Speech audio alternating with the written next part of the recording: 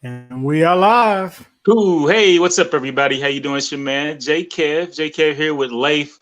What's up, Leif? How you Hey, doing what's here? up, bro? How Today you we're doing, gonna man? we're gonna have a special guest in the live stream today, just talking about a few things when it comes to your life's journey, legacy, and having a vision, a purpose about yourself and your life, and where you are and where you want to be. Leif, I was just thinking about how in today's world it's so, especially with the things that's going on now, it's kind of easy to get distracted and kind of sidetracked a little bit, and kind of blinded with respect to some of the things that we're supposed to be doing versus some of the things that we have to do. I heard somebody say it this way, that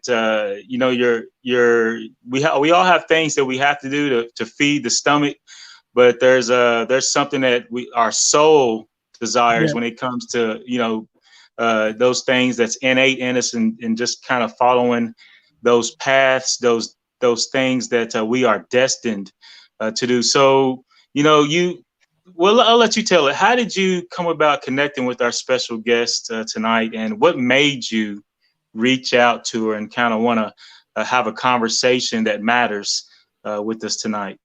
okay, so Miss Cheryl Miller, she's an awesome person, and I had the great fortune of meeting her through a mutual friend. He reached out to me. He's like, "Yeah, I got this dynamic speaker, somebody that you should talk to, that you should link with. I think she would be great for you." And so I was like, "Cool," So I reached out on LinkedIn. We exchanged information, and then we had our first talk actually on was it Tuesday? We had our Yep. first talk Tuesday, and I actually saw her in another interview with that friend. And I was like, man, I really want to talk to this person. I really want to meet her. I think she would be great for our audience and the people that we talk to. So long story short, we reached out, connected, and been talking to her ever since. So again, it's been awesome. I think people will enjoy her. And she has such a unique journey that's definitely applicable today. It's applicable today, and it's applicable through any time. And I've been telling my wife about it nonstop. I was like, yeah, you definitely want to see this lady. You got to meet her. You got to talk to her. So anyway, I'll go ahead and bring her on as we're talking about her, Miss Cheryl Yep. Miller, Cheryl D Miller, not to be confused with Reggie Miller's sister. Yeah. Miss Cheryl. How you doing, Miss Cheryl? I'm fine, guys. How are you? Oh, we're Doing well, blessed doing well. Yeah, and highly favored, right? and Yeah. highly favored. Yes, that is definitely, we definitely got to keep that in there. We can't forget that. We definitely are glad and excited to have you on, Miss Cheryl. Just from chatting with you and talking with you, me personally, listening to you the other night when we first talked, you are definitely a woman of a wealth of wisdom that can definitely help us when it comes to kind of figuring out where we want to go in our life with respect to our story, and then also with respect to the legacy that we're to leave once we transpire or expire from this plane of existence. And um, just listening to your story, we just want to kind of get some principles and some things that can kind of help us when it comes to today's time, where we've been and where we would like to go. My pleasure. Yeah. So the first question I want to ask is like, just give a quick. I mean, you have such a vast wealth of experience and knowledge. Just give a quick synopsis of, let everybody know who you are. We put it in the description, but it's just so much. And It's a so, lot. yeah, it's definitely a lot. So, It's so a lot. give us a quick And synopsis, and then we'll dive into it. yeah, maybe if we stick to the questions, because if you've already been talking to me, it's so much that I could do war stories and bedtime stories. Just Yeah. Okay. and So we'll, to keep everything concise, yeah, so exactly. don't give me an open mic. That doesn't work. Yeah, okay. No Okay. open mic, no open mic. So what is your educational background, and what was your first job out of school? Okay, so first off, I am a communication designer. Okay, and I've had the great privilege of being recognized. I mean, people. I'm Googleable, and I end up in people's reports. So it just means I've been like I have a motto that says I'm not new to this, I'm true to this. I've been at this a long time, and I was influenced early, very very early. I started visual arts journey when I was 3 years old. Oh, wow. And yeah, and I was just exposed. My parents were Howardites. I'm from Washington, D.C., and they had a cadre of young professionals that they were their best friends. And, you know, I was just a little kid toddler running around looking at their friends. And they had a couple of friends that were in communications. Uniquely, my godmother was a painter. She was a government worker, but she was a government worker by day and this incredible painter by night. Okay. And my father had a best friend who was a photographer. He worked for, I think, at National Geographic or the such in Washington, and magazine type look. And they were two prominent photographers in Washington during my era. Addison Scurlock, which is collected at the Smithsonian, and Ed Hubbard. There are only a few guys shooting the Negro socialites. Okay. Yeah. These were my parents' friends, and I got exposed. And it, you know, only thing I can tell you is that I saw a photographer in my parents' cadre of friends, and I saw a painter. And that and the timing of my youth, I always have people to make sure that they locate me. I'm a baby boomer. And, you know, I was a child at transitional points of radio into television. And so I grew up with black and white TV coming on when it felt like it, radio most of the time. And then when color TV came, you know, it was six o'clock in the afternoon with the NBC Peacock. But these were the places where I frame it like that because these early influences, Walt Disney became alive. So the cartooning came to television. And then we had a John Nagy, which is y'all's Bob Ross. Okay. Right. Yeah. A combination of, you know, an afternoon of coloring with Mickey Mouse and then charcoal drawing with John Nagy and hanging out with my parents' friends. I won my first art award as a Girl Scout. Oh, wow. 10 years old. I ended up on the covers of the Washington Post and the Washington Star. Yeah, it's like, yeah. And then I'm like, oh, I knocked off a Picasso and got on the front of the Washington Post. And so with that, by the time I got to high school, my father said, what are you know, what's your plan? And I said, well, give me a minute.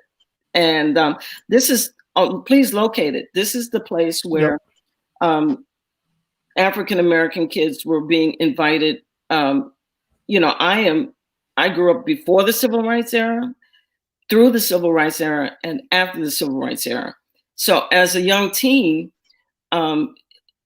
with all that was negotiating with that so that you can locate it, I started my college tour interviewing from high school the day Martin Luther King was assassinated. And my father said, we're gonna keep going. All right. Wow. Yeah, just Washington is burning and he's driving me up 95 to college. Wow. But transitional, this is a time where all of the Ivy League schools were beginning to open up. And they came down and recruited kids from DC. And they came into New York, Philadelphia. And a lot of my friends were invited to Ivy League. And I'm like, I'm not an Ivy Leaguer. I said, I don't have any interest with that. And my father said, what are you going to come up with? And this is a transitional time when Art Institute and art school and learning the trade, it was transitioning to this elite academic, you know, the institutes were becoming accredited. There were college campuses. And I was the first kid out of DC public schools to get recruited to Rhode Island School of Design. And so that year, I applied to 3 schools. And Pratt and Boston Museum School at Boston University and Rhode Island School of Design. And I went to Rhode Island School of Design. I left DC to go to RISD to paint. And unfortunately, my father, a very young man, he passed away 2 weeks before I was to go to my sophomore year at RISD. My father was, you guys can read about him, and he was an interesting guy. He wanted to be the mayor of Washington, D.C., and after Walter Washington, and unexpectedly he took ill and dropped dead. Wow. Wow. Yeah. Wow. 44 years old, and I was 19. And so I needed to get back home and help my mother with my younger brother. And I finished at MICA. The schools called up at the last minute, and Rhode Island asked MICA to take me so I could get at least back to Washington area, Baltimore. I was going to art school. That was it. So I finished at MICA, and I think you wanted to know what was my first job after that. Yep. Yeah. Well, I graduated, and then I came home and got married to my high school sweetheart with DCites, hand dancing kids. And so we're the same age, so we graduated college together. And I started in broadcast design. And my first job was with WTOP Channel 9 when... Yeah, that's why I wanted to ask you that question. When Gail King was my assistant and Oprah was in Baltimore. Okay, they're famous and I'm not. Okay, but we're all the same age, and Gail and I worked at the same TV station, and she was a production assistant, and I was in the art department. And so I had a full, beautiful broadcast design career before I moved to New York City.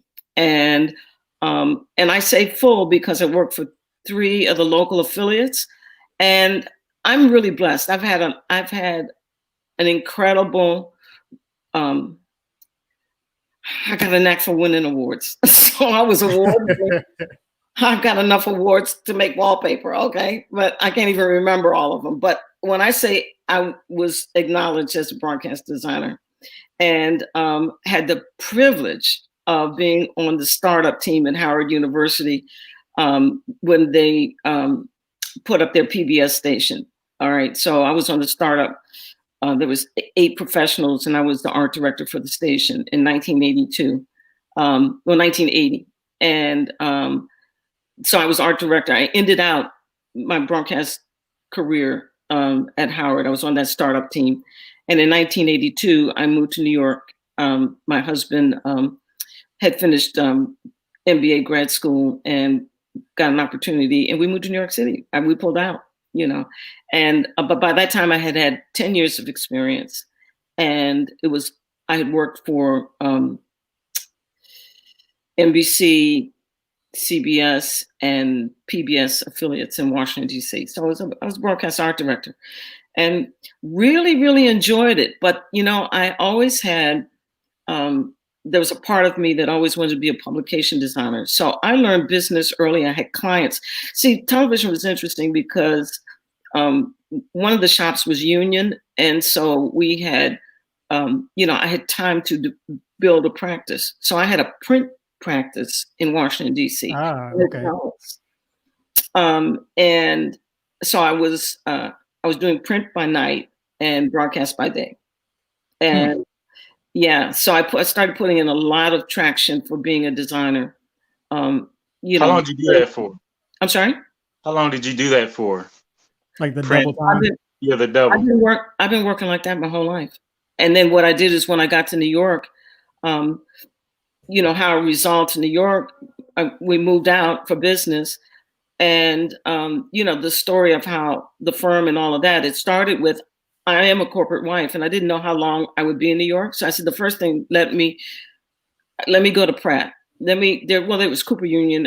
I did some research, who's got a graduate program. So I went and introduced myself to Pratt. And this is really what became pivotal. I introduced myself to Pratt, went over and researched about their graduate communication. Yeah, this is the Pratt Institute of Design, correct? Right. Yeah. So in a nutshell, the three degrees, I did freshman foundation at Rhode Island School of Design. I've got a BFA from MICA in graphic design, and I have a master's in communications design from Pratt. Okay. And so, but when I got there, I went in and I asked them, could they give me credit for being already 10 years in the business? So they assessed my portfolio and gave me half of the degree. Oh, nice. Wow. Okay. So real quick, so that's something that I want to point out there to a lot of people, because they don't know that they can do stuff like what you just said.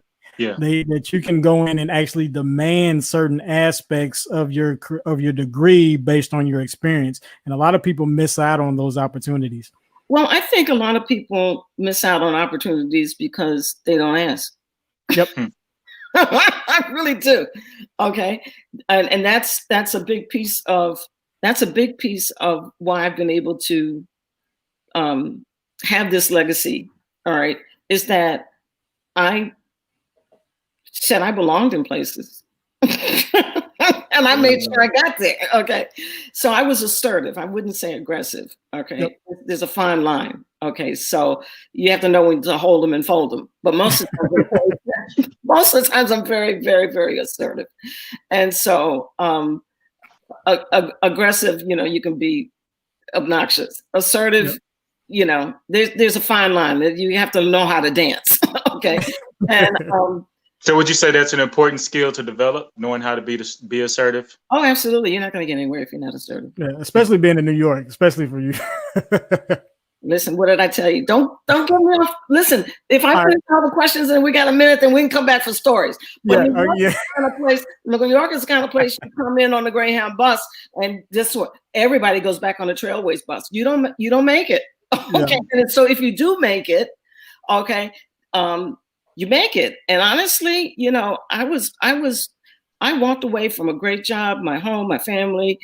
Even my dog ran away. He says, I'm not going to New York with you people. My husband came in with a job and unemployment didn't even want me. And he said, baby, I'm going to work. You figure it out. I'm like, really? So my first stop was Pratt, and they gave me half of the degree. Nice. And then they told me, and this is where it became pivotal. So what they said, pay the bill and take the rest of the credits. So I took senior design classes, but I took a lot of design management. But I had already done, I've got a knack for business, and so I said, well, let me do something. I already know design. Let me concentrate on some other things in this program, because they gave me the design credits. So working, so I learned. I took design management. And the design director chair of the school was a design director for a major annual report firm. And I told you I was doing publications and I didn't want to do any more. I made a couple of stupid mistakes. I had a job coming into New York, and I didn't take it. Yeah, I know. Oh, Cheryl, you're nuts. I had a friend beg me. Wow. Begged me. This was a fabulous job because, and I'm, when I look back, it kind of worked out, but I shouldn't have done that. Okay. I should have taken the job. He had it all set up for me to take, it was called a senior lead art director for ABC. Oh, wow. I know. Wow. Yeah. I forgot to tell you that story of being ignorant. And I was hung up because I'd been an art director at Howard and all of this, that, and the other. And it was a $10,000 cut, and I didn't like the title. Gotcha. Okay. All right. Well, nobody told me, you coming in New York, you come in and you take. And so lead artist, that was the art director for ABC. I'm so like, that's like, that wasn't ABC local. That was ABC. Yeah. Okay. Lincoln ABC. No, I got you. And I remember the guy that was like, Cheryl, take the job. Take the job. Take the job. And I'm like, I don't I'm Cheryl Miller. I'm not going to take a cutting salary and a title too, And they really did. They really, really begged me to take this job, and I didn't. Wow. So is there a lesson to be learned there? Yeah, when the door opens, you go through it, and then you figure it out. especially coming to New York City or someplace where this is Mecca, Paris, New York. Don't be so full of yourself that you miss. You miss it. And when you come into these bigger markets and you cross over and things, you have to know when that door is swinging open for you. And so I was young and like, really what came to my head is, well, that doesn't have a title and I'm going to get a $10,000 cut. And I'm like, when I look back, I'm like, Cheryl, you are ignorant. You needed to get into New York City with some, you would have found your way after that. Just get in. Okay. Lead art directors. Wait. Yeah. So based on the television background. Yeah. Okay. And listen, these guys, God bless two of them. The art director who was there, he wanted me to take his job. He was leaving. And I had a friend who was senior vice president of something in the ABC. And he and the art director were, very good friends. And he knew that the art director was leaving. And he knew I was moving in town. And the two of them said, take this job, just get into New York City. Lady, do you know? They were trying to give you the blueprint. Huh? So they were trying to give you the blueprint. Yeah, like this is how this works, lady, And I'm like, but I was young. And I'm like, so anyway, I let that go. And then when I say I let it go because they really asked me. It wasn't even like, a phone call kind of thing. This is like talk after talk after talk and answer after answer after answer. I said no. And then I found myself on the streets of New York City. Wow. Man. So that's the next question that I had is. Well, I had a. No, go ahead. Go ahead. So I'm going to school, and I'm on the streets of New York City, and with this portfolio, and thinking well of myself. Right? I turned down ABC job. I'm like, okay, you really thinking well of yourself, lady. And that's where I learned. I saw a lot, and I got on the street, and I went to all of the design studios that you guys, they're history notes now. I've been in all of them. All of them. I knocked on the door, had portfolio reviews, and I knew that it wasn't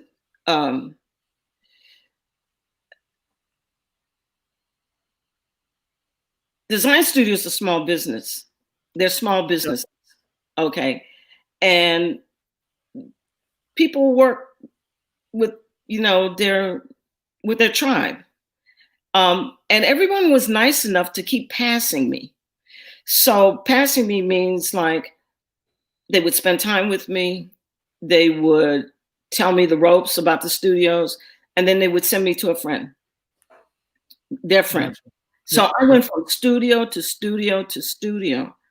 And I was also, finishing out Pratt. And but during that time of hustling on the street, I really, really, really interviewed with some great designers. I saw the insides of all of these places. And so when we talk about issues of equality and so forth, back then, I would say that I found my studio journey equal, but not equitable, which is two different things. Yep, and which is, I got you. yeah. And but the audience needs to really embrace what that is. So I didn't feel anything about not being wanted, or the door was closed, or the portfolio was good enough for people to refer me to their friends. If I was going to get cut off, the first one that said, "Oh, lady, you know, this is not your field." Yeah. But I kept getting passed along, but nobody would hire me. And so getting passed along, that alone was, they weren't going to pass you along if you weren't dressed up for the party. Okay. So they would pick up the phone and say, okay, Cheryl Miller's coming, you know, and I got through meeting so many designers and studios, and all of them that you read, Pentagram, Pushpin, you name it, all of them. All right. And the owners were young. They were all my age and popular. And, you know, everybody that you read about, listen, but nobody was hiring me. Mm-hmm. So my design teacher, who was she's still Chair Pratt. Wow. She hired me. Now listen to this. People don't do this if you don't have something. Okay. Yeah. So she hired me in her firm, which was an annual report firm. Okay. But you had to have the grit to work through all of that and keep going and recognize. Yeah. So I always knew that I had something, but you got to be responsible to it. I got a motto that says, you know, God gives you a gift, and what you do with it is your gift back to God. Okay. I'm not going to be on my deathbed saying, well, what did you do? I'm like, I did everything I came to do with this. And that's what I want to get back to. How did you know? How did you know you had the gift? And how did you know what your gift was? I told you, from 3 years old. You know, it goes with, you know, have you seen that thing Tyler Perry says about being successful?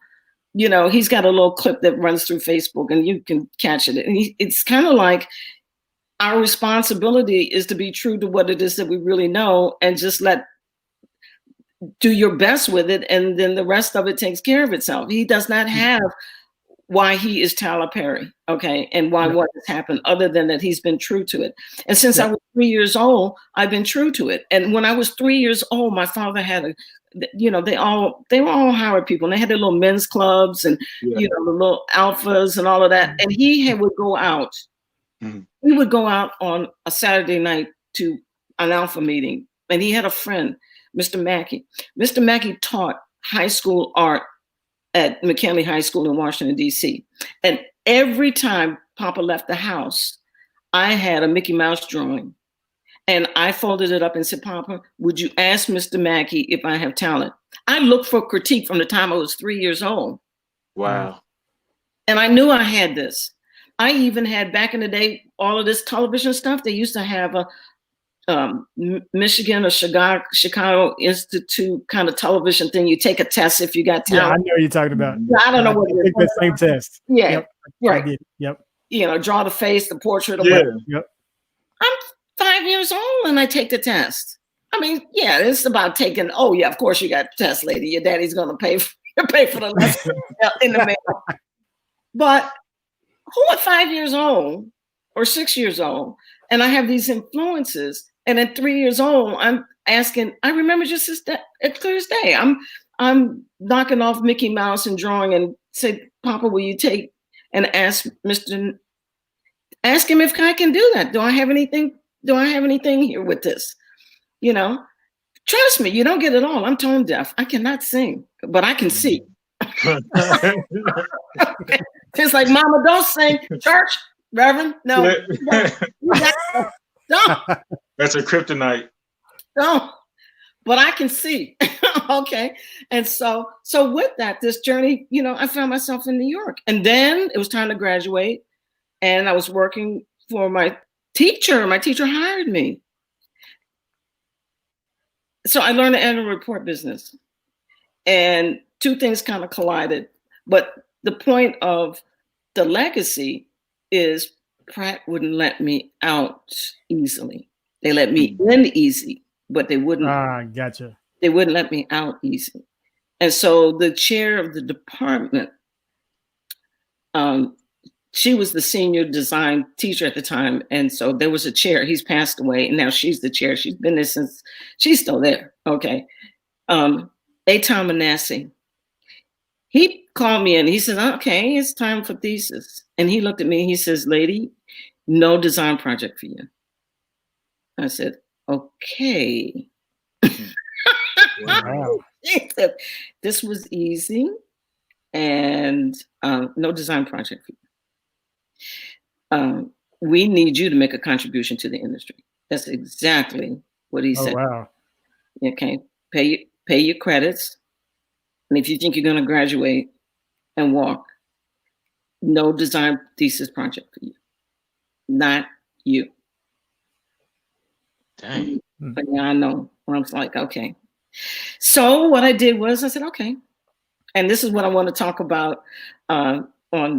I'm having this chat about the article. Yeah. This legacy. We'll talk about the article later. We'll get to the article. Yeah. So don't go into it. This is how it came to be, that they made me make a contribution, and we're still here.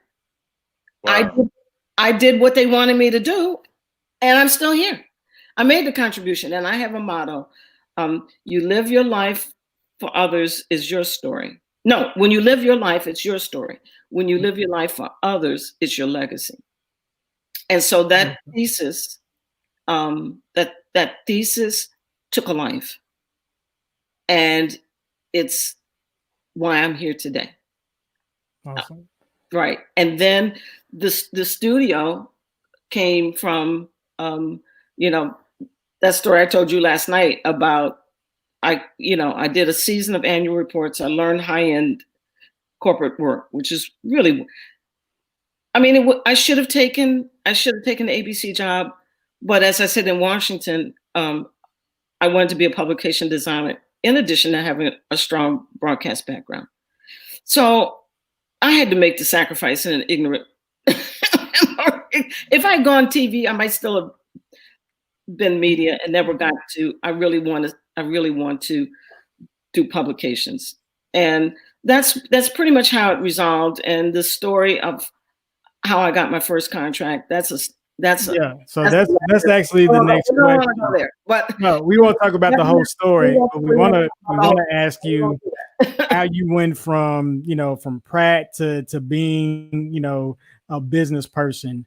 Well, the story is part of that, but I'll leave it up to you on how much of that you want to tell. Yeah, I don't want to. You know what? I love telling that story, but it eats up a lot of time. That's like part two. So just chop it up, and because really, I want everybody to understand, because again, you always say, map it in terms of where you were. So you're talking about 70s, 80s in New York. We're early 80s. I'm in New York City.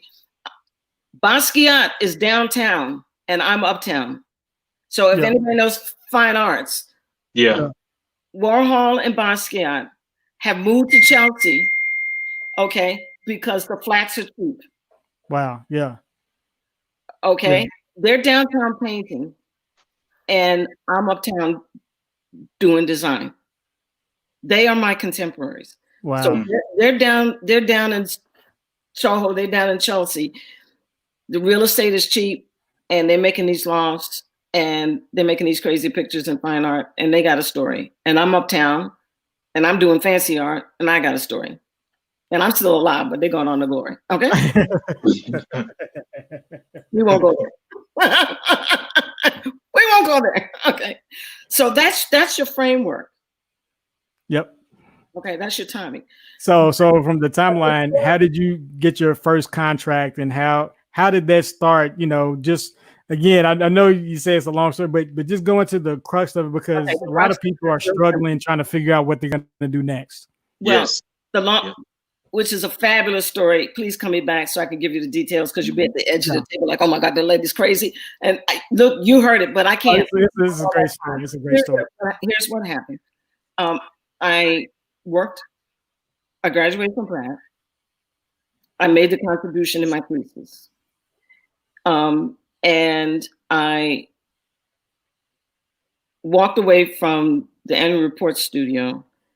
And to long story short, Michelle Cobb, who is now the chair of the art department at one of the independent schools in Washington, D.C. Then she was art director. She's in the article. She was art director of Sports Illustrated. She gave me a freelance job doing what was our firm back then, and where I kicked off into New York was this concept of an advertorial. and I did an advertorial. It was a new communication tool, content that's running in a magazine that's sponsored, but it's content. It's not advertising a product or service. Like right now, we could be doing Corona guidelines and all of that, and then Johnson & Johnson could be, it wasn't an ad about face masks. It's content about coronavirus, and they pay for the spread. So this advertorial concept, I started doing. She gave me a job, freelance job, and long story short, with that, which is an incredible divine intervention, she put me onto. I didn't know. She put me on an affirmative action list for Time Inc. And I was given, from being put on that list, I didn't know she had put me on the list. So I did the job. She put me on the list, and C-suite corporate communications offered me a job. We're also at a time in New York where there was a big thrust for women and minorities affirmative action for business, and Time was committed to giving awarding minorities and women. And since I was both, they had C-suite project that they wanted to identify a vendor. She put me on this list that I didn't know, based on this freelance job that I had done, which was an advertorial for Sports Illustrated, and she was the art director. So she helped me out. I mean, I had no idea that she had done this until I found my way. I found my way to the senior vice president of Time Inc. And right after that, I got everybody on 6th Avenue. And I had a very, very interesting template for business that just kept going and going and going and going and going and going. And if I hadn't stopped, y'all would be working for me. It would still be going and going. The more they change, the more they stay the same. But it was a great template. It was a time where corporations were incorporating new corporate iconography. They were introducing African-American faces. They weren't going past that. It was not... Sure. They hadn't put in Spanish or Latin or Asian or anything else. They would just, let's introduce Black folks into our ads. So on the corporate side, they're introducing multicultural images and iconography. And then I became an in-kind service. So an in-kind service means they would sponsor an African-American national organization. And they would send me, pay my bill, to go work for the organizations that they were sponsoring. So as an example, Time Inc., I'm working, doing Time Inc. corporate identity work, okay? Social responsibility work. I'm making pretty books for Time Inc., all right, corporate communications. And they're asking me to put in people of color, let's mix it up a little bit. So that was my assignment, okay? They're giving me work. So then they were corporate sponsors for United Negro College Fund. Nice. Okay, so now you go over to United Negro College Fund and make their work look good. So you are our corporate responsibility representative. We're paying you to go over there. And my client, which is, she's on the board of directors of Pratt, and we know her. I'll give her kudos. Ken Chenault, American Express, Ken Chenault, his wife Catherine Chenault, opened up a door for me to get a major publication for United Negro College Fund. Wow. Yeah, and just so people understand. And when I say a major, that piece they gave me was an endless budget. Yeah. Wow. This piece, okay, I'm like, Cheryl, you may never get another publication. You gotta blow this all the way out. And I am so proud to tell you that publication was award-winning, gorgeous, timeless, endless. One of the key pieces in my collection at Stanford University. And when the librarian special collections, Regina Roberts, came to pick up, and there's a YouTube where I talk about the Swiss grid system. Okay, and so if you followed me on LinkedIn today, listen, I had to teach myself the grid system, and that book was my homework. And oh my God, it's the only thing I can tell you. And when they came to get my files, I knew this book was so gorgeous and so important that I kept everything. The pagination, original type, the grid. And I sat and went through, I'm passing my whole life's work to Stanford University, and I have no affiliation with them. They wanted my collection of my professional writing and my portfolio for 5 schools. And special collections librarian came. It's from this article. One of you guys wanted the article and the notes, and Michael Grant. Incredible. This one, and this is the whole thing. This one article, I'm here. This thing from Pratt that said, lady, make a contribution. You're not going to graduate. Design, you can design sleeping. You're not getting out of here unless you make a contribution. That one thesis is why I'm here today. And all of my work is collected at Stanford. And I didn't graduate from them, and I didn't buy a wing or the library. Okay? They came for 5 schools, my portfolio, and all of my paperwork. It's an incredible journey. The model, the business model. And I tell you, my secretary, Crystal, God bless her, I told you, every time I wrote, I said, Crystal, make a hard copy, and we had the old Radio Shack computers and these floppy disk things, and she would say, Miss Miller, do I have to make a copy? I said, baby, make a copy of everything I write.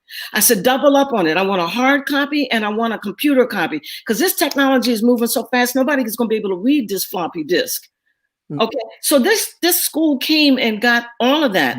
And when I opened up the envelope for this job, sponsored by, Time Inc. is my client. They're sponsoring United Negro College Fund. I have an open budget to make one of the prettiest books that ever have been printed out of New York City. I opened up the file. She says, this is one of the best collections I've ever picked up. The only thing you didn't do, Ms. Miller, was use archival boxes and folders. I had everything laid out. You can go on my website. You can see, I have a dear friend who's a Life Events magazine photographer. She came over, and every stage she is photographing boxes of this studio and files in my records. And I open up the file for this publication, and tears come to my eyes, because I'm like, oh my God, I saved everything. I saved the pagination, I saved the notes, I saved the typography, I saved the grid. And we were able to go through, I was giving her a lesson on the grid. I said, look at my notes, look at the grids, look at the tissue, look at the final work. And so YouTube has a picture I put up, because I was supposed to teach the grid at the Poster House. And if you find the YouTube, I have a YouTube, I think it's C.D. Holmes Miller or Cheryl Miller. There's a YouTube, and I put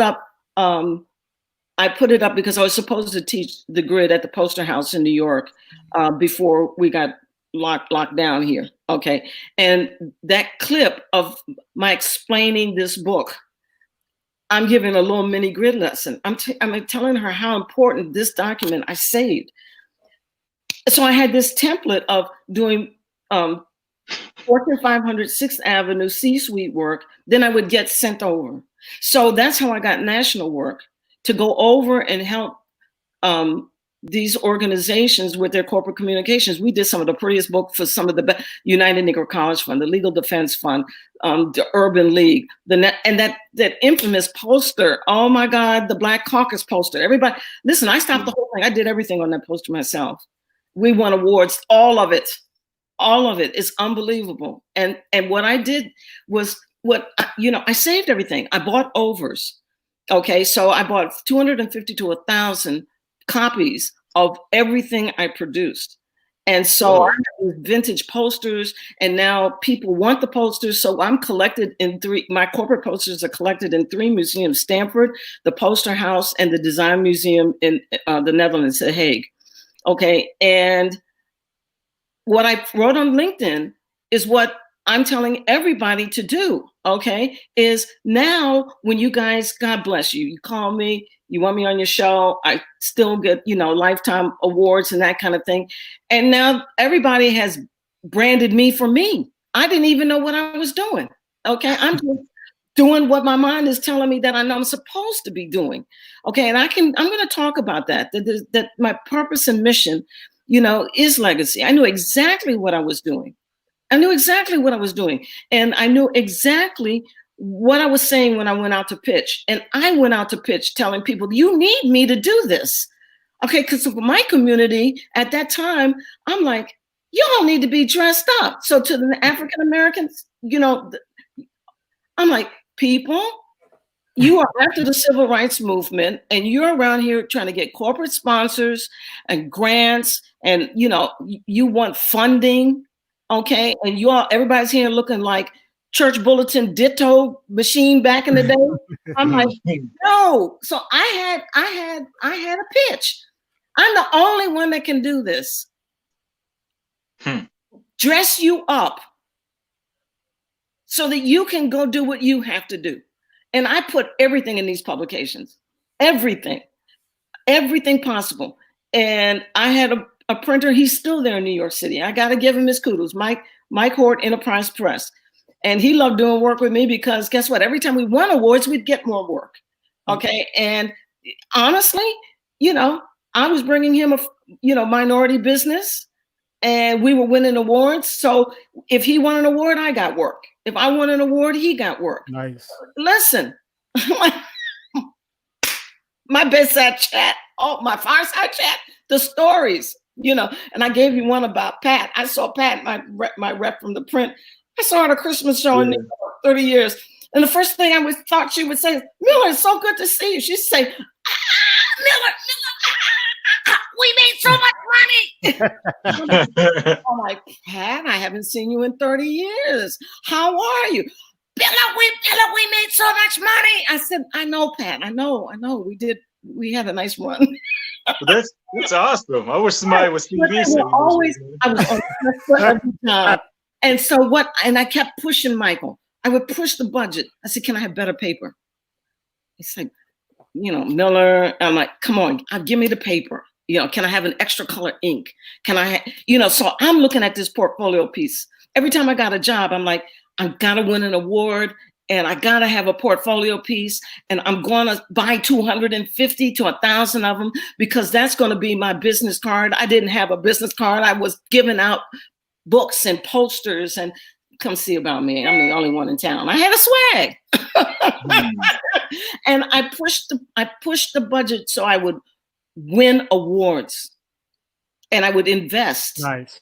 Okay, so I would invest. It costs money to get on the platform of these awards. So I would do these fabulous books that put more into it than I was paid for because I knew that if I served it well, if I did my job for my client, which I believed in, like you guys need to be dressed up so that you can go pitch. Okay, and I did these fancy books for everybody and these corporate posters, and I documented history. That's what it is. So now when you guys call me out, I just won an award from the Harlem Fine Arts Festival. And, the promo came out.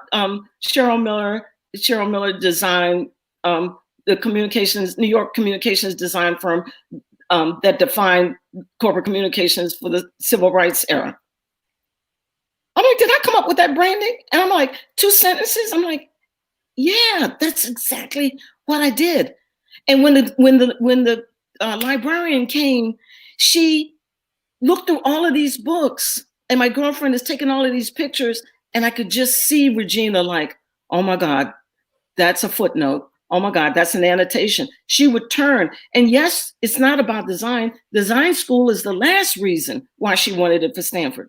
She wanted my collection for feminist studies, anthropology, political science, history, and design, because I am documenting. I had the opportunity. Okay, the books are telling the story of our African American leaders after the civil rights. Okay, Bill Gray, Thurgood Marshall, everybody's winning awards, all the same gala, and there I am around taking their pictures and writing their bios and the stories. And then, because we were so popular, 5th anniversary books, 10th anniversary. Listen, Rachel Robinson came to me I think it was 20th anniversary. She brought me unpublished pictures of Jackie Robinson. She says, nobody has seen these. Wow. And she came, I met her with Betty Adams, who was she was the president of Jackie Robinson Foundation back there. And she says, we want an annual report. And these are unpublished photos from Rachel's collection. Gorgeous book. So quick question for you. I want to just frame this up for people that, because we have a mixed audience, is when she's talking about getting work, she's talking about her own business, just so you know. And her work got published to the point where it got picked up by Stanford University years after she had already done the work. And so they reached out. As an old woman. Yeah. They came 3 years ago. Yeah, this is just recently. And so out of my basement. Yeah, and so we're talking about legacy work. We're talking about knowing your legacy. And earlier she stated that she knew her purpose when she was 3 years old. And a lot of people, they're missing out on opportunities, even right now, during this time frame. Miss Cheryl posted earlier on LinkedIn, and I shared your post, by the way. She's like, take time to make sure you document this era, because it's not going to happen again in your lifetime. So you need to document this era. Go ahead. If I were practicing, mm-hmm. I don't care how bad this is looking, I would be zooming in on Applebee's, McDonald's. I just looked at Tyson. Okay. Anybody with food, Chipotle.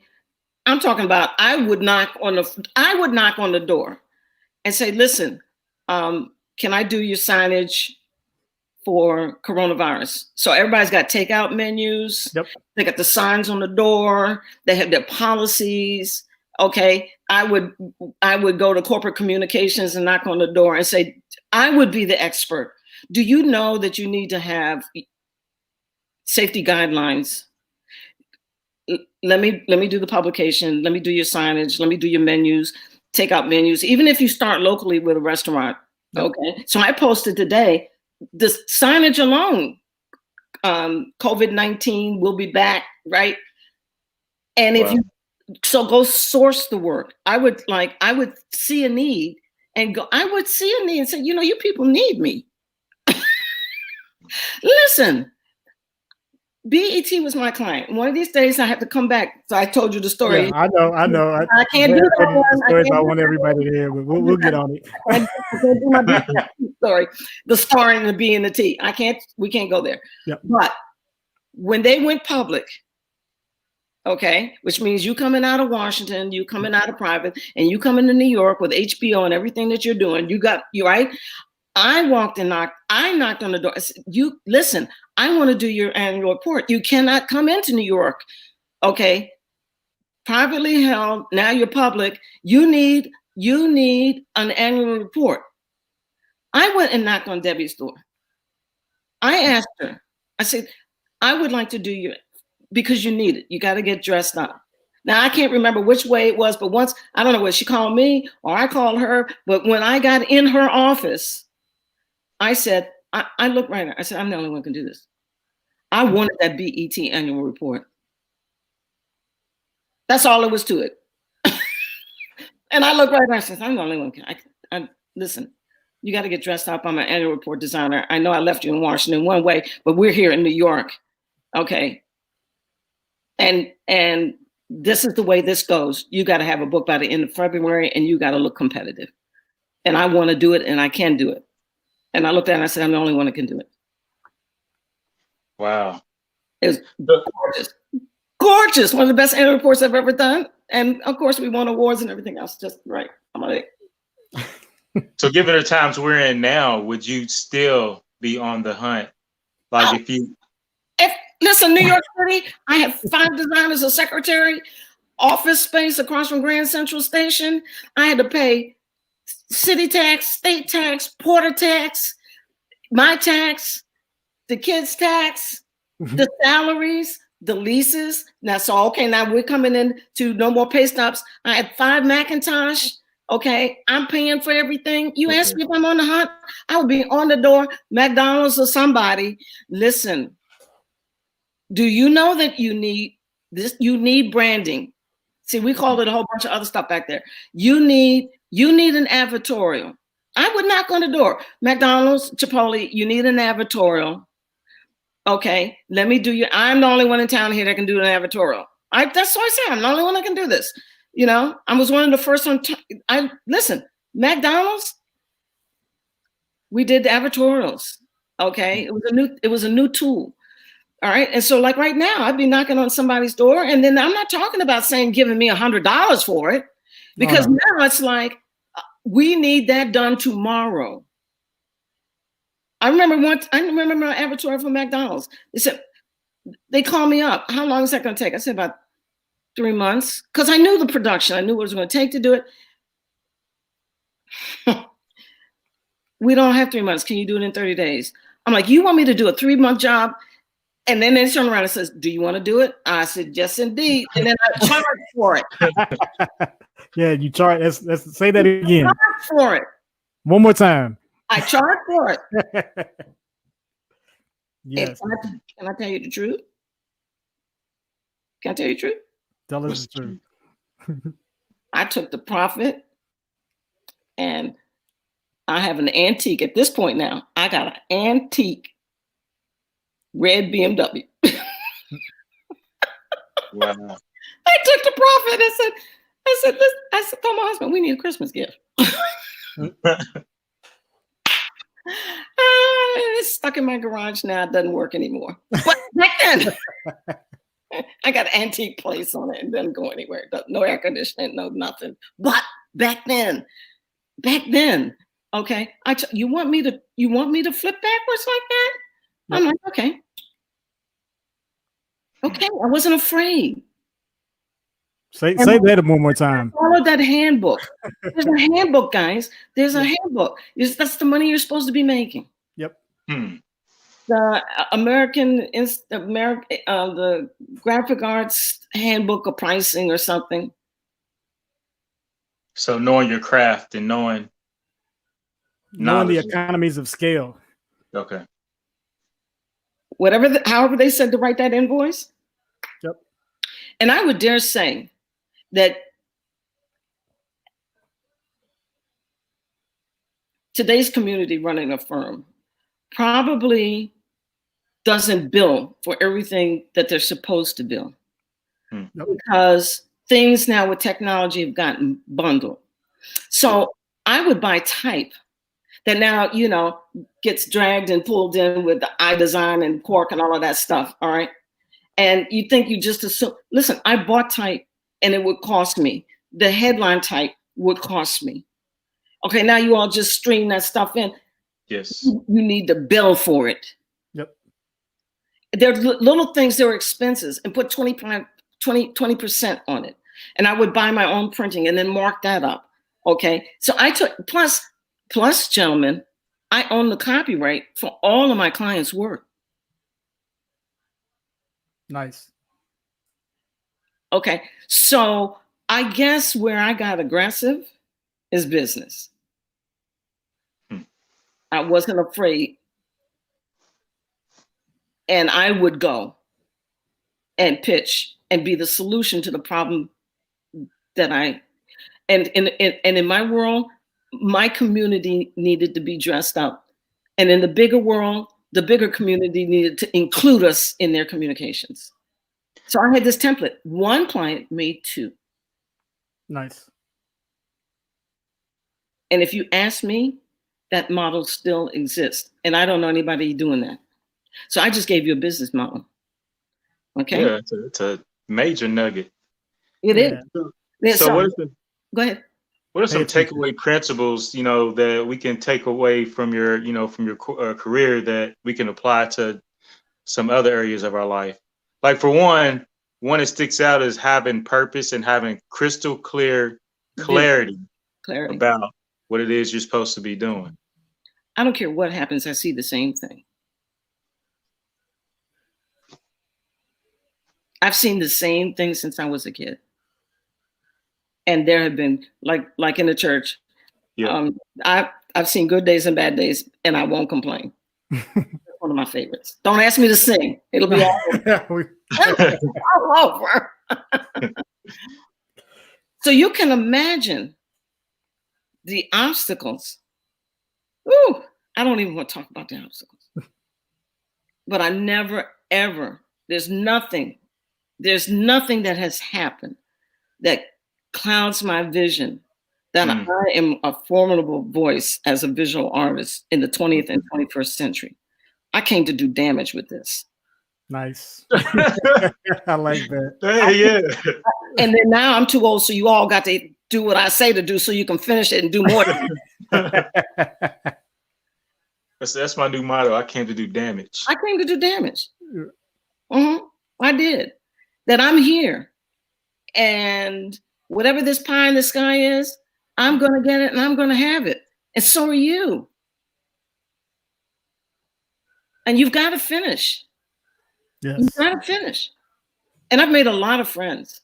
And I've raised up a lot. Listen, I've been coaching and taking care of designers since 1974. And there isn't one that hasn't prospered. Wow. And if they didn't prosper, they just didn't want to do it anymore. You can find all my friends. I don't even call them children or mentees or anything. We just journeyed and said, come on. If you do it this way, I guarantee you.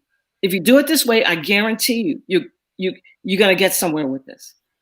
And all of the young lady, when you talk about the show, the young lady, she's been with me 20 years, who's going to be moderating this little Zoom thing. Okay. Yeah. Go into that real quick for me. I was going to talk about it, but go ahead. Okay. Listen, this article of mine. Okay. And you guys can talk about where it is and what it is if you aren't familiar with it. Every week, every month, the last 35 years.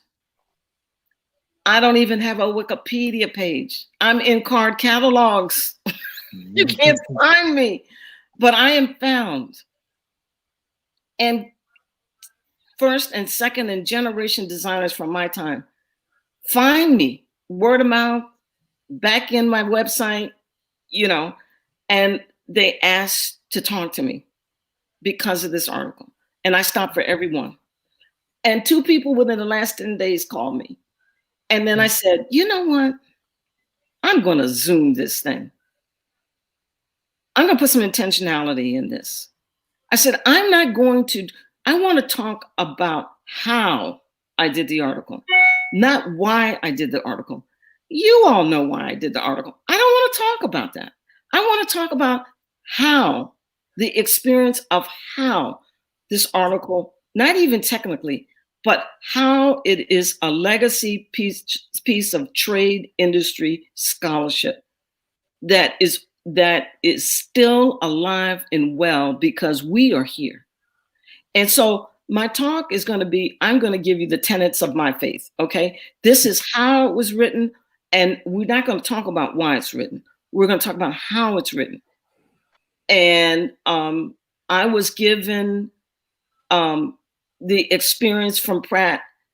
I don't want to spoil it. I want to tell you what happened to the thesis, how it turned into the article, how the article was constructed, because under the sound of my voice, in the next generation, there will be someone who will write the next article. And that article has had a shelf life since 1987.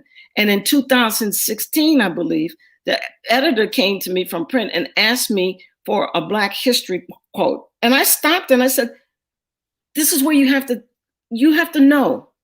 I said, I am so honored that you have called me after 30 years and you want a Black History quote. I said, don't you want an update? I said, one of the few articles, one of the prominent articles of your magazine that is still alive and well, like it had fresh ink on the paper. And in essence, you asked me for a quote. How about an update? How about I write the same article again and go back and see where people are, see where the industry is? I said, she left, came back, Miss Miller, here's your contract, here's your check, here's your deadline. I could have just sat back and given them a quote. Well, let me think about it. Call me tomorrow. I'll give you a statement. I had a responsibility to write again, and I challenged them. To let me write again. Nice. I said, don't you want another article? It was undeniable. I said, how could an article written almost 35 years ago still have a shelf life and affecting the whole industry and maybe in ways you don't want to deal with? And you want a quote? How about I do an update? Well, I could have just sat and done. What I'm saying is, I could have gotten all wrapped up into, oh my God, somebody's remembering me. Let me give a quote for Black History Month. Wouldn't it be nice to see my name in a little paragraph? I mean, you're not going to almost dig me up from the grave and ask me for a quote. And you're going to pay me twice as much as you did when I was. So we have the second article. Well, I'm not writing it again. You guys are. So my talk, and you guys are going to give the link, register. I'm doing this Zoom thing. And I said, let me stop. Let me talk to everybody, because you're going to find me anyway. And I don't have a Wikipedia page. You find me anyway. And I'm talking one at a time. I said, well, I'm going to do this Zoom thing and tell you everything that everybody always asks me. And I'm going to do a book reading. I'm going to read a paragraph from the thesis. I'm going to read a little bit from both of the magazines. And I'm going to explain why these articles are legacy pieces. I mean, how, not why. You know why, because you know the topic. I don't want to talk about that. I want to talk about how I wrote a trade magazine that still is affecting my life. If it hadn't been for that magazine and that thesis, I wouldn't know you brothers. We wouldn't be here. And what is this, StreamYarding? We wouldn't be. You see what I'm saying? And so that impartation of how I did the article, I want somebody to write the next one. I'm not writing anymore. Not like that, unless somebody comes and says, Ms. Miller, we need one more before you go to glory. Okay. And so I posted the link 3 times as much as the one when I was 30. Okay. So if everybody looks in the comments, I posted the link on the Facebook page. I'll get over to YouTube and post it there as well. Okay. So you sign up. What do you want me to do? What do you want me to do now? Oh no, you're good. I posted the link. Everybody, you'll be able to see the link on Facebook. If you go to YouTube, I'll post it there as well as LinkedIn. Sign up, and that is next week. That she'll have the Zoom session where she'll talk about leaving legacy print articles, and she'll explain, the components of the how, the why, and basically the article revolves around the thesis of missing Black designers. And again, this applies not only to designers, but it applies to everybody, specifically in business. If you listen to what Ms. Cheryl was saying earlier in terms of, demanding her presence, and not only that, but she was saying being assertive as opposed to aggressive. She was being very assertive. She knew what her purpose was. She knew what she was supposed to do. She knew why she was supposed to do it. And again, she just demanded her fair share. And even going back to the the McDonald's example, when I asked her to repeat that again, she said, I charged for it. A lot of time people will get into business and they'll have desperation smell on them, where they'll just do stuff for the low and they never get past that low. They constantly stay at the low. But if you start understanding what your worth is, you can start charging accordingly. A lot of people leave money on the table, and you're getting taken advantage of, and people know they're taking advantage of you. Trust me. And when you allow people to constantly roll over you, they'll continue to do so. But you know something, Mr. Taylor? Yes, ma'am. You have to know your qualitative it factor. That's what I call it. We all are different and unique. And you have to find where you are the only one. If you don't know what that factor is, you're gonna stay in the muck and mire. Like I got an almost deal. I say almost deal because I just don't know where it's going. I did a Cheryl Miller on a Cheryl Miller in the last 24 hours, and I'm daring to tell a major player, I'm the only one, because I know I am, and you've got to find that. And I can't always tell you that, Yep. but usually when I listen, like to you guys, there isn't a portfolio I can't read or a story I can't tell. And I'm like, do you see what your gift is? Do you see where you're the only one? And most people don't see it. And then I say, look, there it is right there. If you take that and package and brand it and put all those fancy names on it that y'all like to do. See, I want business and then you brand me. Don't brand me and then I don't have any business. That's really fake news. I like that. Yeah. Everybody gets all fancy and branded up. And so what do? You have what? I need to redo my Instagram profile. Okay. See how I deal with that. Okay. So, but you got to know that. And when you know that, then that's the place where you show up. That's the place where you show up. And if I had a firm right now, let me tell you something. Because I'd be the only one. Because I've already where I've been. I'm still here. If I were to open up a firm,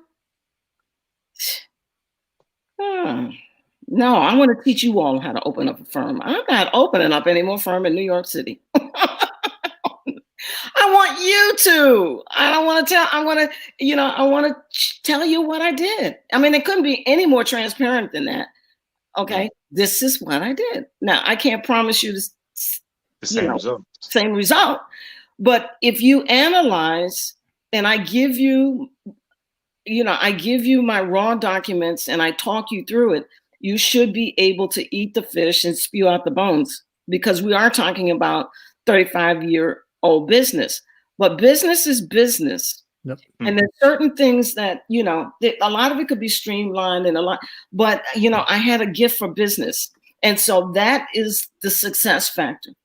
Because in New York, you don't stay there if you don't design. Everybody who's in New York designs, but not everybody in New York can do business. And so that's what I had a knack for. And I'm always willing to tell you how to do business. That's why we're here. And I want to tell you how to write this article. So your article will last 35 years. I want somebody to go get this business. I do. I see the business. I want somebody to go get it. Nice. I do. One of you under the sound of my voice has the savvy to go do this. Okay. Or to make your world better locally. Okay. And I'm telling you right now, Rona, like y'all call it. I watch y'all, Rona. It's going to make a whole lot of. I have a motto. My husband laughs. There's a gold rush. I'm like, oh, we got to make shovels. Yep. I know this is terrible what we're going through. So is this one of the things that you're saying now as far as opportunities that's becoming available? And you're handing out shovels right now. Oh, I got shovels going on. Okay.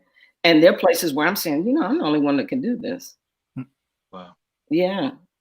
I'm like, and I'm hoping I can come back and tell you what it is. I can't tell you right now. Yeah, we definitely will have you back on. I'm sure rooting for it. Okay. Yeah, you've done so much. We haven't even gotten. This is just the tip of the iceberg. Literally, this is literally just the tip. So this is the tip of the iceberg. So you want to say I'm doing? You can't wind me up because I keep talking. I know my problem. That's the whole point. Can I answer the questions? I told you keep me on point, Mr. Taylor. No, you're good. You're good. No, I got into theology. You didn't ask me that. Do we have time for that real quick? Hey, go for it. I'm good. Okay, all right. I got Union Theological. Let's make it real easy. I got Union Theological as a client doing publications. And long story short, I came out a Reverend. How about that? Wow. Another fireside chat. Oh my God, I can't believe this happened to me. I went up there to pick a job up and came out grad school again with an MDiv from Union Theological. Wow. Wow, my first class. No, God, my witness, I wouldn't lie to you. I was, song Amazing Grace. Let me tell you something. I was lost, didn't know. I was found and didn't know I was lost. Amazing Grace is the other way around. I got you. I was found. I know Cheryl Miller. I want to tell you, I was found. I got up there and found out I was lost. Like, not that I missed it, but the first class in one of the top theology schools on the East Coast. They pride themselves on being scholarship school. They do not, listen, that's an elite seminary. Let me tell you about Union Theological.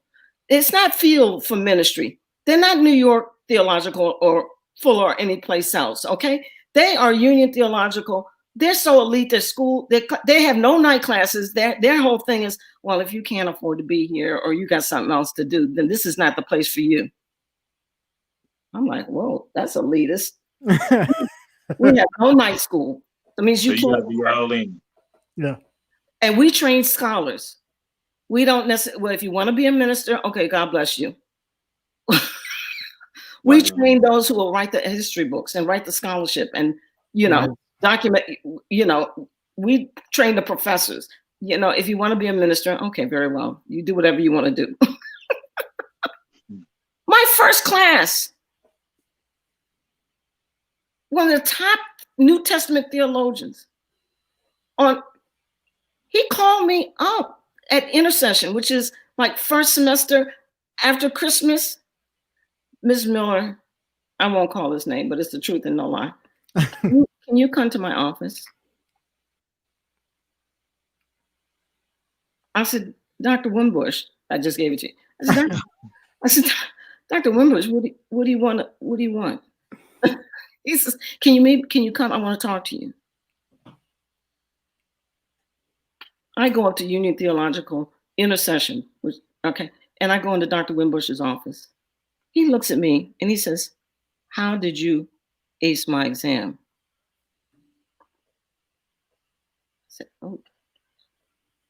I said, that's a good question. Did I ace your exam? New Testament Bible, you don't get through Bible in seminary. Okay. That's not what you do. Old Testament and New Testament Bible, that's not what, you don't get through those. Dang. That's like statistics and then some. All Greek. He called me in and he said, how did you ace my exam? That's what he said to me. And then he says, listen to me.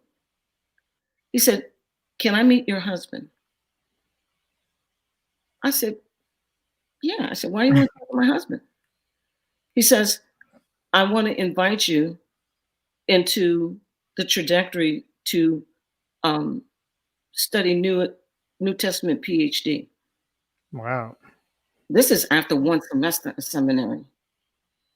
I was found to discover I had been lost. I said, well, why do you want to meet my husband? He says, because it's going to take you away from your home. It's a job. And it starts with you have to be able to pass 7 biblical languages exams to get into this program. So forget the Bible, which is going to be easy. Okay, you got to get through 7 biblical cryptic languages, and Spanish is not one of them. Meaning, yeah, German, Greek, Latin, French. You gotta, Coptic. You name. You got to get out of 7 exams. You got to pass language exams. Your husband won't see you. I said, okay, well, you come out. By this time we moved out of the city, I was in New Rochelle. And sure enough, he brought his wife and came to my house and asked my husband if I could do New Testament PhD. That's after 1 semester. Wow. And you asked me how I became a theologian. Theology is seeing. I have eyes to see. And what I'm sharing with everybody What I'm sharing you is to see through this corona and get a vision. If you stop to look at all of this, okay, you will be viewed and not seen. Did you hear what I said? Yep. If you stop and look at all of this, you're going to be viewed and not seen. Honey, you're going to see me. You're not going to view me, because if you're viewing me, I'm leveled out. And she's leveled out. She's not leveled. I'm dead and gone. You viewing me. That's what I'm saying. Okay, yep. So you can either be viewed in this thing or seen in this thing. And what I'm sharing with you is, don't look at this thing that's going on. Find the shovel. That's going to be your vision through this. And this is a great opportunity. I'm telling you, this is. I agree. I know it's really, really bad. I make no jest. Everything is a paradigm shift. The shift is shifted. There's going to be just real estate. There's going to be real estate that doesn't return. Yep. The governor of Maryland just leased out the ice skating rink as a morgue. We may never, ever skate in an ice skating rink anymore. Everything is being repurposed. General Motors Haynes is making masks. General Motors is making ventilators, and the ice skating rink has become the morgue. Where are we? And I'm telling you to tell somebody, national, local, something. I'm telling you, tell somebody you can make a sign. I used to be, when I was a kid, I worked for a sign maker. I learned how to paint signs. I learned how to do silk screening. And this old guy, I never forget him. I used to letter. We used to take classified ads and turn them sideways. So you have your rows, okay? You turn them sideways. And he would sit me with a brush, and he'd give me one letter. He said, you keep going all the way across all of these until I come back and tell you do another letter. And he looked at me and he said, if you can make a sign, you'll always eat. And that sign I posted, Corona signs. Every restaurant right where you live needs a Corona sign. They need a takeout menu.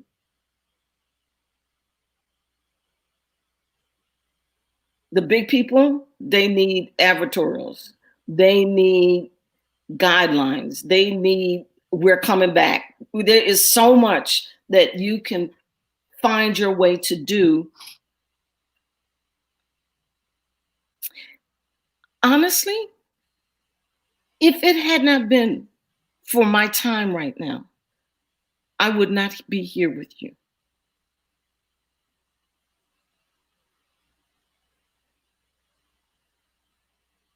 To say Cheryl Miller has executive design lecture series and coaching, Zoom me, okay? And one of you guys taught me to connect my Zoom to PayPal. How about that? Okay. We don't have anything else to do except for you to catch me and for me to tell you how I did this. Yep. Which is a beautiful. It is. Because the perfect time. You be too busy. I be too busy. I'm like, yeah, brothers. Okay, that's really nice. Okay. Yep. This is wonderful. This is wonderful.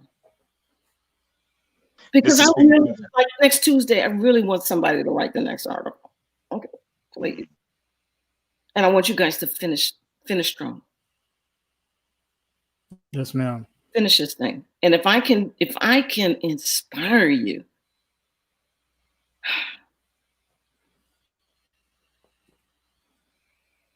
wind me back. There were only a handful of Black professionals who could be my client. And I always loved it. I like to make it real. Young lady interviewed me. She'll probably be listening to me. God bless her. She found me on the website 2 weeks ago. She says, what's the hardest thing that you've been as a Black woman? I know I shocked her. I said, being a Black woman. I said, look at me. You figure out what I am. Okay. That was not Vogue. Wind me back. I look like everybody now. Now I'm in. Okay. Yeah. Yeah. Now I'm like, okay, all right, you be all whatever mixture you want, a latte, mocha latte, granny with a spot, and you can be whatever you want to be. So the hardest thing for me was, you're a Black woman? Let's look at that real good. Okay, if that's what you want to be, we'll let you.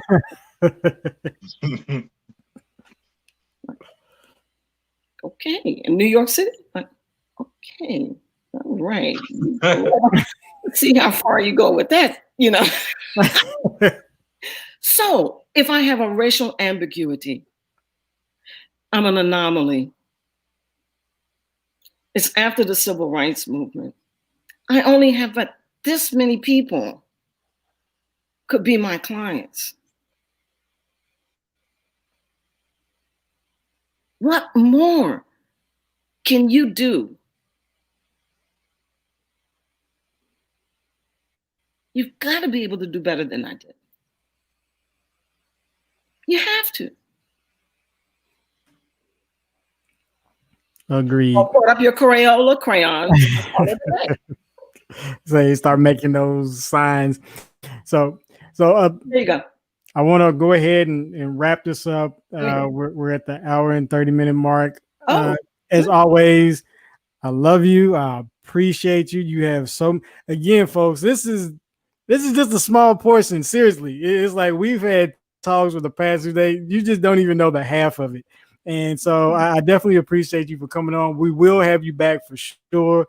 And we'll make it story time because there's some stories I want you to tell. Oh, listen, I have so many. They're hilarious. I have stories like, oh my God. I mean, I have so many stories. No, she does. I don't know where. I mean, the people I photographed, all of my team. Okay. A ton of them, like literally. Huh?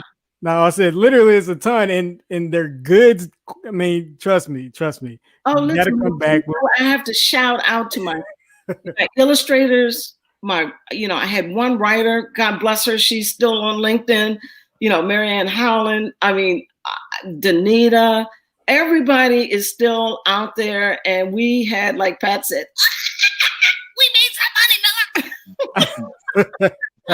And so, as all of you are reaching certain places in your career, I'm sorry, but if you're 15 years out from Social Security, you really need to look at yourself and where you are, because life will change at 62. They start worrying on you, and if you've got, how old you are, but you got to look at this thing. You got 15 years to deal with.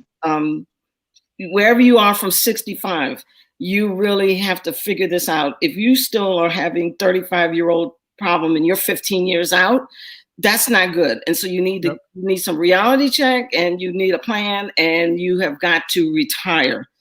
See, I'm old enough and been into this long enough that my kids in this, my mentees are looking at, I want them to look at this reality check, which is the business of their lives. That what is design doing, and how are we preparing for design to stop on you? Okay, you got to have a plan, and it's going to take you a good 15, 20 years from wherever your marker is. And I say 62 is 62. You had 3 years. The government starts bothering you. They start and the insurance companies start bothering you. Okay, you're getting ready to stop working. Okay, they make you stop working. Okay, and so if you haven't kind of like figured, listen, I don't care where you are. We got to get really real about this and make some strategic steps and some reality checks. And this is also the beautiful time. If you're 15, 20 years out before age 62 or 65, you can really now do a business analysis and look at what one thing you make the most money. This is the place where people begin to specialize. It might be time now. No more general contracting. Okay. my analogy is a garden. I grow broccoli. Now, the garden is going to grow. It's going to do what you don't want to say no to it. You have to weed it and fertilize it and all that. But you get up in the morning, you plant and cultivate broccoli because you look at your whole garden and broccoli, it sold the most for you. Yep. So this is the point 15 years out where you should specialize and just take a deep breath. And it doesn't mean you don't do other things. It means you don't sell everything else anymore. Yep. I had this conversation today with somebody. So you specialize. This is the area. And then, you know, I coach all the way. You know, you're just getting out of school. Let me tell you how we're going to do this. Okay. Now, some of you all, I've been doing this long enough now that really my daughters and sons, they are all, I know where you are because I know where I started when I started coaching you. Okay. And, you know, I told you I was a baby boomer. So, you know, I done been seeing the government. I'm like, oh. I'm like, oh God, you know. So that's part of my advice is to really help like these transition points. Yeah. And one of my main reasons, which is a lot with the ladies in design, you know, I stopped because I did all of this work and I ran out of baby making time. Yep. Okay. So since the last time I looked, I'm the one that can do it and not my husband. I'm like, okay, so somebody got to have a day job. And I walked away from it, you know, really happy and fulfilled. And I said, Cheryl, you made your contribution. And now that I'm still here, I'll tell you part of my passion. I got lost. I'll tell you my passion like right now. Mm-hmm. I want you guys to finish. And if there's anything I can do, not even knowledge, but inspiration to finish for yourselves, for our community, finish this journey of taking your place in design history. And I'm working very hard not to be forgotten. I'm working very hard at not being forgotten, meaning I know how hard I worked, yep. But I jumped out to raise my family, and right at the juncture of birthing of Google.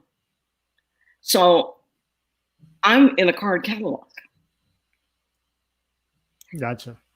And my peers, I have friends, we were there. We were, you know, we didn't make Google. We're still in card catalog. Okay. And I don't have a Wikipedia. And the poster house was going to do one for me, but then we've gotten Coronaville, you know. Yep. But and so I'm pushing this forward into now because my peers and my friends and our work is extremely important for you guys. It's just not those white men that were there when I was there. Yep. We were there too.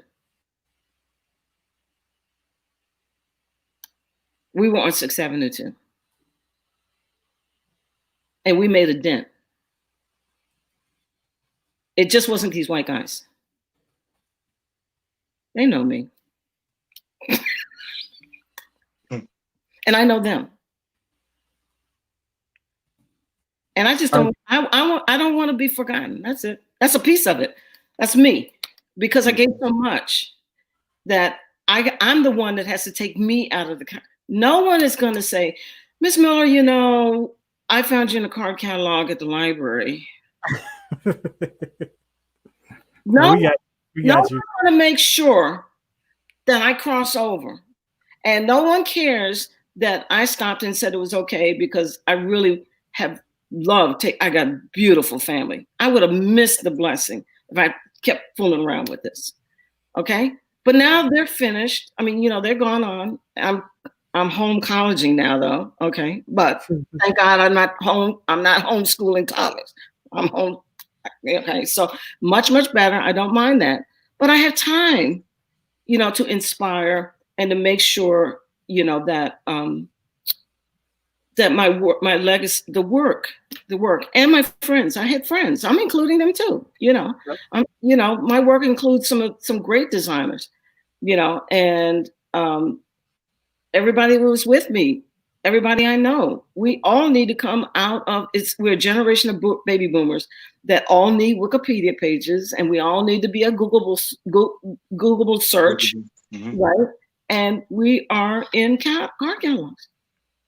Yeah, I think, yeah, we'll definitely make it happen. Just real quick insight. We have I'm a part of a lot of design groups, and we've been talking about some of these things over the past few years. And meeting you, like I said, has been a true blessing, and we'll make sure that is documented. This is part of documentation right now. Yeah, we'll make sure that we'll continue to document, and we will have you back for your story, so everybody can enjoy what I've enjoyed. They got to hear them.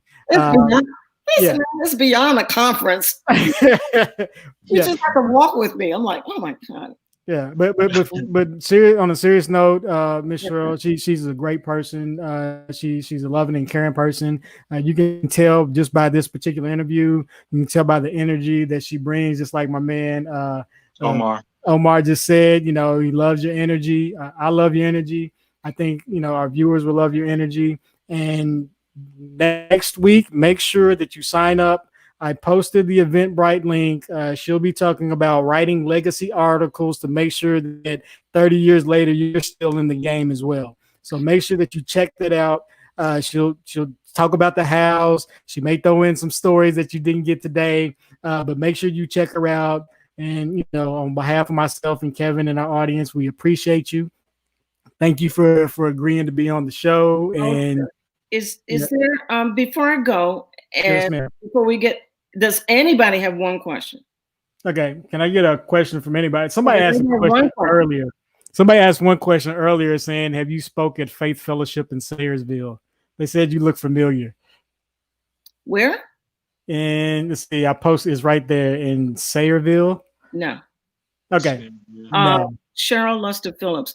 Do you follow me on my Bishop Miller page? A lot of people, we rock and roll over there if you're interested. I got Facebook for everything. I got LinkedIn for being professional. But if you really want to rock and roll in Jesus, you got to find me over on Bishop. You're I'm bivocational, and that's the love thing. I'll be the first one to say, "How did that happen?" I'm like, "Well, you don't play a piano with just the right hand, now, do you?" Yeah. Yeah, she does. She's multifaceted, multi-talented. Like she said, you specialize publicly and generalize privately, and also. Yeah, we'll talk about more of this. I don't want to get into it. But next time we'll actually talk about her being a museum. She's a fine artist and she's awesome. Yeah, dope work. But yeah, don't comment because we'll be on it for another 2 hours. So anyway, wrap us up, Kev. Two shot guys in the mic. We definitely appreciate Miss Cheryl. We definitely appreciate the inspiration and the wealth of wisdom that you have dropped on us, and just inspiring us, but not only inspiring us, but giving us the tools and the principles to help us along our journey, not only in design, but also in our health, wealth, relationships, and purpose. So we definitely appreciate you. I know our audience appreciates you and loves you, and we definitely want to have you back. Okay, thank you so much. Find me on LinkedIn, Brother Johnson. I owe you. I will. Okay, I owe you. Listen, thank God for you guys. God bless you. Keep safe, stay home, and let's just keep zooming our way through this, okay? And to your friends, I'll see you out there in Zoom land, okay? All right, take care, everybody.